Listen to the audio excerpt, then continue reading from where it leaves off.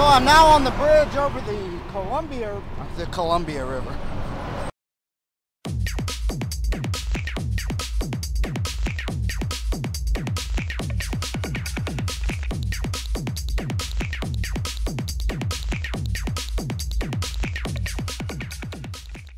Anyway, I'm in the town of Brawley, and I just turned onto Highway 78.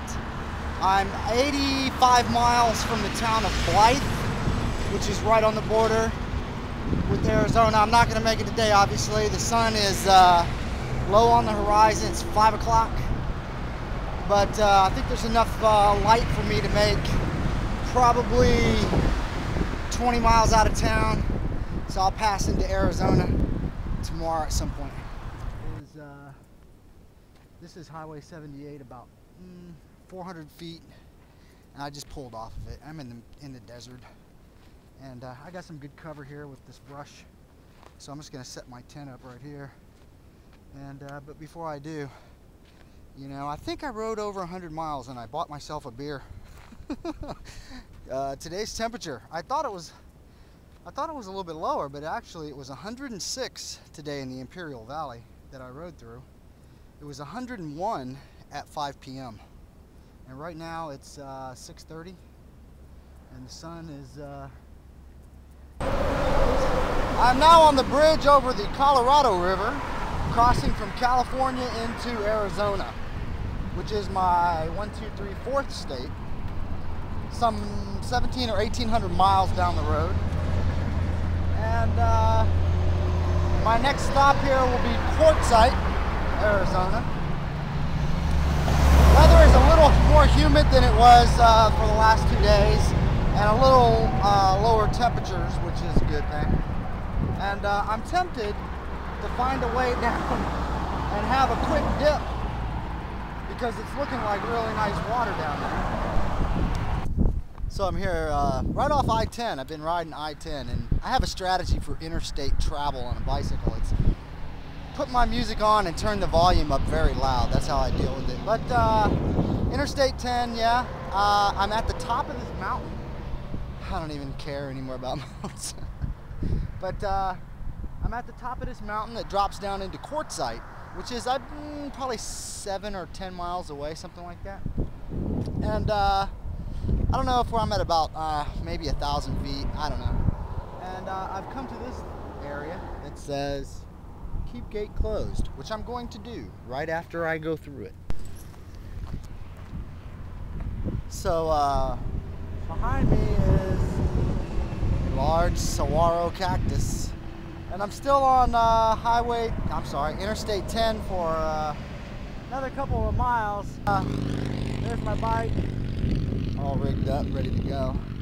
I'm climbing in the mountains, a little headwind, a little uphill, and a little heat. Actually, the temperature has come down quite a bit. I'm headed for somewhere between Salome and Wickenburg, Arizona, with Phoenix in my sight in the next 2 days and New Mexico in the next 4 days. Oh, look. Yeah.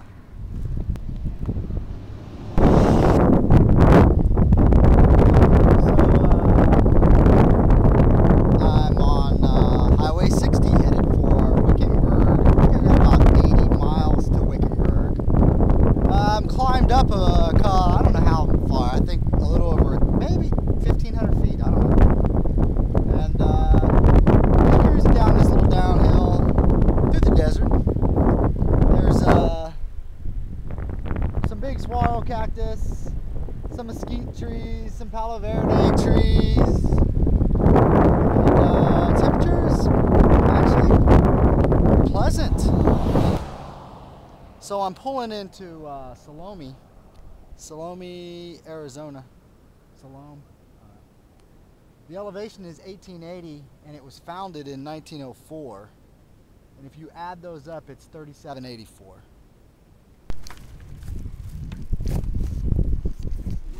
You know, sometimes the best part of the day is at the end. Even though the last couple hours of the day I tend to have the bike loaded down pretty heavy because I'm hauling water, so I can take a little shower and have water for dinner and have water for breakfast and have enough water to get to the next place where I can get water.